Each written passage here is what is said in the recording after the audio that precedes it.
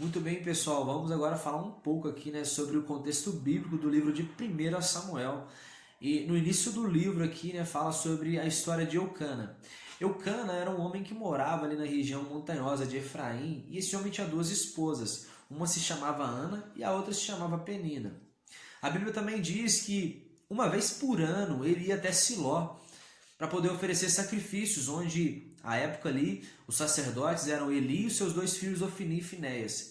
Então, uma vez por ano, ele indo a Siló, ele dava presentes ali para suas esposas. Só que para Ana ele dava uma porção dobrada, porque ele tinha muito amor por ela, e Ana, ela era estéril.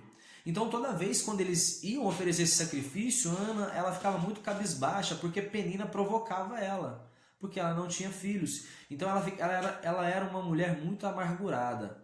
Então certa vez, né, o marido dela, Eucana, vai dizer assim: olha, será que eu não valho para você, né, mais do que 10 filhos? Mas Ana queria muito ter filho. E certa vez, quando ela estava ali no templo, o sacerdote Eli estava ali assentado, né, entre duas colunas do templo.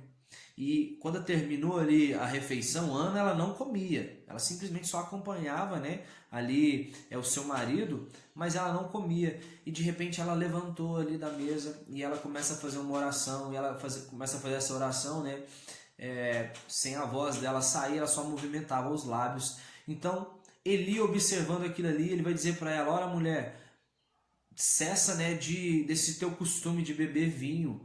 E aí ela vai dizer assim: não, meu Senhor, não pense isso da tua serva, porque eu sou uma mulher muito amargurada, né? Então eu estou orando aqui a Deus e pedindo para Ele, né? A Bíblia diz que Ana estava fazendo um voto ali com Deus para ela poder ter filhos, que quando ela tivesse filhos, ela tivesse esse filho, ela iria consagrar ao Senhor.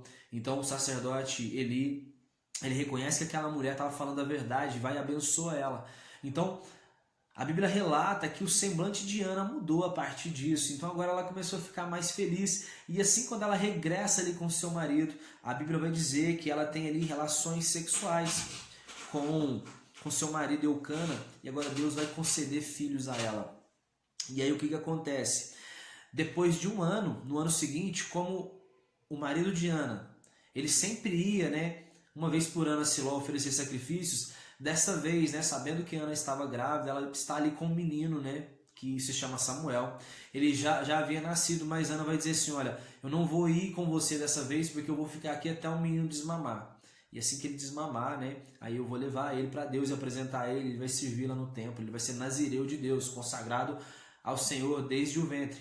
Então Eucana ali, ele consente, vai, oferece sacrifícios, e no outro ano ele vai, né, ele vai descer a Siló com sua esposa ali. Eles levam ali um cordeiro, né? Na verdade eles levam 3 novilhos, né, farinha e uma vasilha de vinho para poder oferecer ali, né, para o sacerdote, para poder oferecer sacrifício por Samuel, né, o seu filho. Ana então, ela faz uma oração ali, e nessa oração ela começa a dizer assim: olha, a minha boca escancara, né, de rir ali dos meus inimigos. Até a estéril teve 7 filhos, mas a que tinha muitos filhos, né, deixou de ter filhos. Então, com essas primeiras palavras ali na oração de Ana, eu percebo ali que ela era uma mulher ainda amargurada, né, alguém que estava meio que ainda ferida por ela ter sido sofrido todos esses anos, né, com a sua rival ali, Penina. E uma outra coisa interessante, que ela vai dizer uma frase assim: olha, que Deus ergue do pó o necessitado e do monte de cinzas faz ressurgir o abatido. Então, no Salmo 113, versículo 7, a Bíblia vai relatar esse mesmo versículo aí. E no final, e no versículo 9, né, do capítulo 103, do Salmo 113, vai dizer assim: oferece uma família estéril e dela faz uma feliz mãe de filhos. Então, perceba que esse Salmo 113 aqui, atribuído, né, ao rei Davi, é um salmo, né, onde que Ana um dia, né, ela fez uma oração. Então o rei Davi, né, inspirou até mesmo ali em Ana.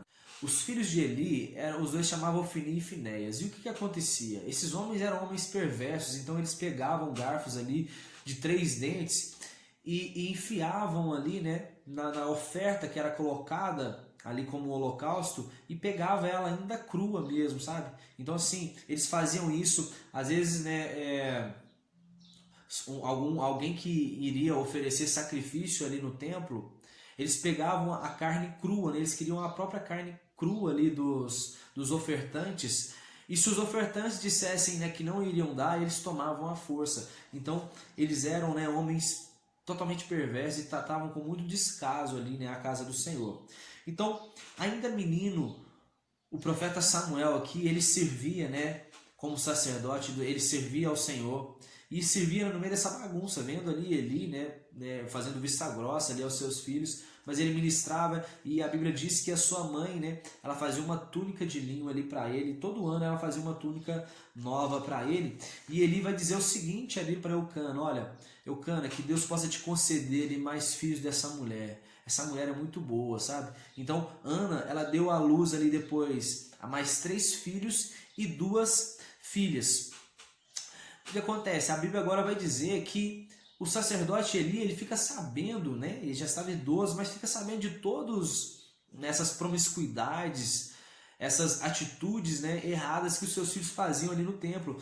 E ele vai tipo assim, dar uma exortada ali nos filhos, mas é tipo assim, olha, meu filhinho, não faz isso não e tal. Então, o que dá para entender que a Bíblia diz, né, que Eli, ele simplesmente, né, ele adorava muito mais aos seus filhos do que a Deus. Mas o profeta Samuel, ele crescia em graça, em estatura, né, e estima da parte do Senhor. Todo mundo ali gostava de Samuel. Todo mundo, né, entre os israelitas amava ali, né, o profeta Samuel.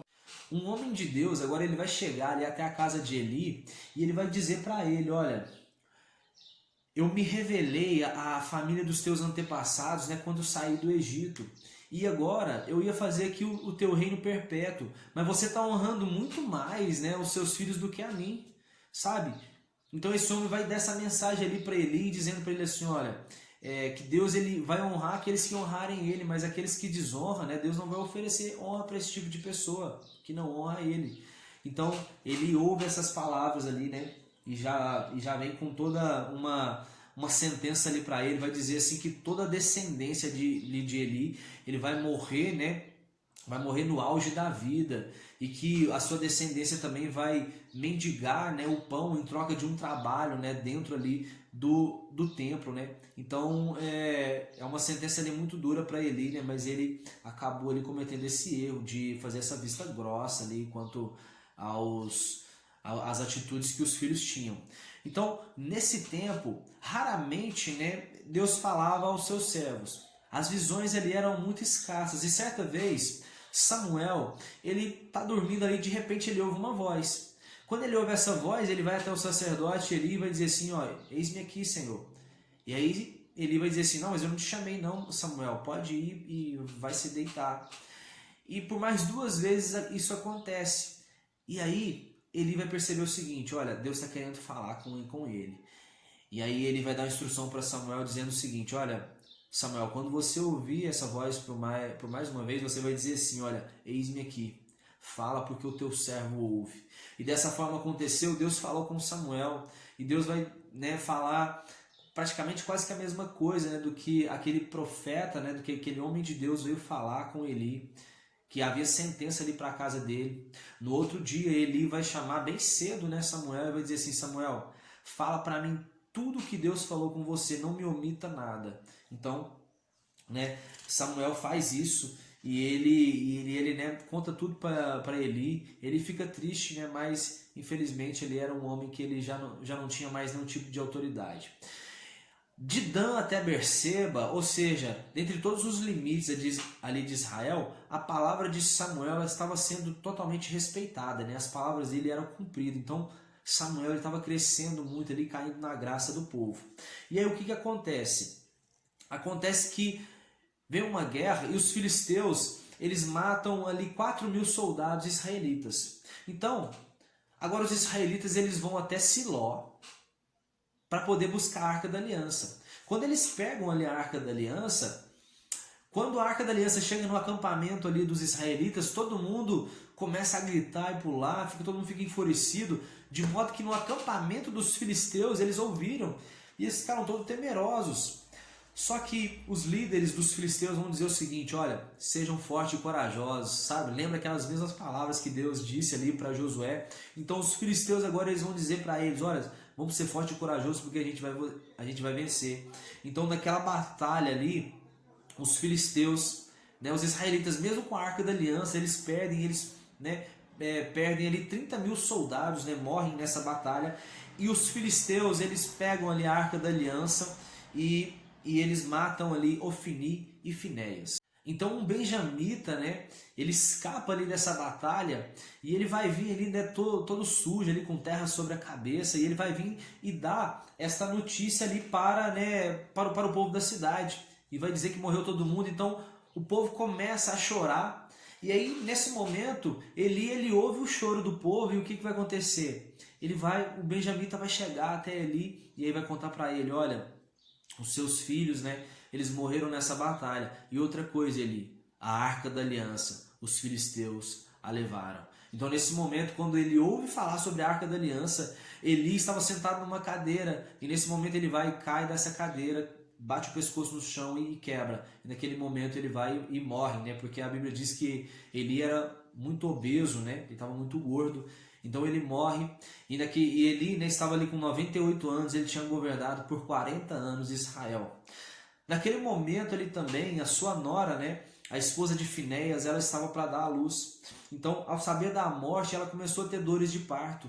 E aí naquele momento ela vai dar um nome para o menino dela de Icabode. Ou se for na versão Almeida, vai falar Icabô, que quer dizer foi-se a glória de Israel. Então ela diz tudo isso porque, percebendo que a arca, né, a Arca da Aliança, ela tinha sido levada pelos filisteus, então a glória de Israel também tinha sido levada. Então a arca, ela vai agora ela saiu de Ebenezer, né, da terra dos israelitas, e vai agora para Asdod, na cidade dos filisteus, e eles depositam no templo de Dagon. Então o que acontece? No primeiro dia, né, quando a arca está ali nesse templo, a estátua do deus de Dagon, ela vai cair no chão. Então ela cai ali no chão e eles vão e erguem ela novamente. Só que depois, no segundo dia, a estátua do deus Dagon, ele vai cair de novo. E aí os braços dela e a mão vão ser quebradas, de modo ali que os pedaços vão parar ali na soleira da porta. Então, até os dias, né, os dias atuais, a Bíblia diz que no templo, né, desse deus Dagon, os adoradores desse deus, eles não pisam ali na soleira da porta em respeito, né, porque pedaços do deus deles haviam estado ali naquela porta. Então, né, para ter uma ideia de como isso aí foi algo muito forte ali para os filisteus. Então eles já deram logo um jeito, né, de tirar a Arca da Aliança dali. Eles mandaram ela agora, né, para Gate. E quando eles chegam a Gate, o que acontece? O povo começou a ter tumores, eles começaram ali a ter várias doenças, né? Foi a mesma coisa que aconteceu em Asdod também, né? Eu esqueci de falar, mas aconteceu essa mesma coisa, essas pragas, né, começaram a assolar o povo começou a morrer, então eles ficaram muito temerosos, e agora eles mandam para uma terceira cidade, né, chamada Ecrom. Eles mandam ali, e assim que a Arca da Aliança ela está chegando ali na cidade de Ecrom, o povo já fica apavorado e já começa a falar: gente, faz alguma coisa, não deixa essa arca chegar aqui não, porque a gente sabe que essa arca está causando muito problema aqui no nosso meio, então vamos fazer uma coisa, não deixa essa arca chegar aqui não. Então os filisteus, eles juntaram ali com seus príncipes, magos e adivinhos, e eles fizeram um plano. O que eles decidiram? Eles decidiram o seguinte: olha, vamos fazer aqui agora uns presentes, né? E o que a gente vai fazer? A gente vai fazer 5 imagens de ouro, né, em formato de tumores, e 5 imagens com imagens de ouro, né, no formato de ratos. E a gente vai dar de presente ali para os israelitas, e a gente vai mandar a arca para eles. Então o que eles fizeram? Pegaram 2 vacas, né, ali que ainda estavam com bezerros, desmamaram ali os bezerros e botou numa carroça nova. E eles disseram o seguinte: olha, nós vamos colocar então a Arca da Aliança junto com uma espécie de caixa forte, né, com os presentes ali dentro, de modo que tinha ali a carroça com as 2 vacas puxando, em cima da carroça estava a Arca da Aliança e a caixa com os presentes ali, que eram os 5 tumores e os 5 ratos. Então eles disseram o seguinte: se as vacas elas partirem direto para Bet-Semes, a gente vai ter certeza que esse mal, né, esses tumores, que essas mortes que apareceram ali no meio do povo, foi por causa, né, do Deus de Israel. Agora, se elas não forem para Bet-Semes, aí não foi Deus, o Deus de Israel. Acontece que aquelas vacas, elas partiram ali, né, seguindo o rumo de Bet-Semes e só pararam lá. Quando ela chegou e os filisteus estavam avistando, né, ali aquela carroça para ver se certamente ela iria para Bet-Semes. Então eles comprovaram isso. A arca chega a Bet-Semes. O povo de Bet-Semes fica muito alegre, né? E aí o que acontece? Eles vão fazer todo o processo ali, ó, vão pegar os levitas para poder descer a Arca da Aliança, porque era somente os levitas que poderiam ali tocar na Arca da Aliança. Eles pegam ali os tumores, eles pegam aquelas vacas, oferecem sacrifício, desmonta ali a carroça, pega as madeiras da carroça, né, para poder fazer ali o sacrifício. Só que o que acontece? A Bíblia vai dizer que 70 homens ali de Bet-Semes, né? Sendo que 50 deles andavam com os filhos de Jeconias, eles vão olhar ali para dentro da arca. E ali o que acontece? Eles vão e morrem no mesmo momento, né? Porque eles olham, sabe? Eles aproximavam da arca ali, mas eles não eram levitas, eram somente os levitas que podiam estar perto ali da arca. Então, eles morrem e o povo teme muito. E aí o que acontece? Agora eles vão decidir, os israelitas, agora vão decidir levar a arca para, né, a casa para Kiriat Jearim, e vão levar a arca para a casa de um homem chamado Abinadab. Então, quando chega na casa de Abinadab, os israelitas eles consagram, né, Eleazar, que era o filho de Abinadab, para poder guardar a arca. Então a arca ela vai ficar ali por 20 anos na casa de Abinadab, né? A arca havia ficado 7 meses ali com os filisteus e causou muito problema ali. Depois ela foi para Bet-Semes e também, né, aqueles 70 homens, eles olham de modo impuro ali para a arca, né? Não eram levitas que estavam ali. Então, ele causa problema também no povo de Bet-Semes. E agora vai para Kiriat Jearim. E agora Abinadab fica 20 anos ali e ele começa a prosperar. E aí o que acontece? Agora, o povo de Deus, porque só a casa de Abinadab agora que estava sendo abençoada, mas os israelitas continuavam a sofrer. Então eles clamam a Deus. E aí quem vai aparecer? O profeta Samuel. Então o profeta Samuel agora ele vai vir, vai clamar pelo povo. O povo, né? O povo, né, chama Samuel, porque Samuel, né, era respeitado ali. Então, Samuel vai interceder pelo povo e ele vai dizer o seguinte: olha, vocês querem mesmo que acabe todo esse mal no meio de vocês? Então, joguem fora todos os deuses pagãos de vocês. E aí assim os israelitas eles fizeram, né, eles jogaram todas as suas imagens de escultura ali fora. E nisso, né, começou a fazer essa limpeza. Samuel, então, ele pega um cordeiro ali, eles estão agora em Mispá, ele pega um cordeiro, sacrifica. E todos os israelitas ali, né, a Bíblia diz que eles derramam água ali diante do Senhor, eles jejuam e confessam ali os seus pecados. Então os israelitas ali, né, eles impõem então a derrota ali aos filisteus. E aí o que acontece? Samuel ele vai erguer ali, né, um altar e vai chamar de Ebenezer, ou seja, rocha do socorro, dizendo assim que até ali o Senhor havia ajudado eles. Então, né, a partir daquele momento ali, Samuel ele começou ali a julgar o povo e os israelitas experimentaram ali um momento, né, um período de paz. Então Samuel julgava o povo e ele sempre ia, né, a Betel, a Gilgal e a Mispá para poder resolver ali, né, questões importantes no meio do povo. Mas ele sempre voltava para Ramá, né, que era a cidade natal ali dos seus pais e onde ele havia construído um altar também. Certo, pessoal? Então aqui a gente finaliza a primeira parte, né? E já já a gente volta com a segunda e eu aguardo vocês e valeu, valeu e valeu.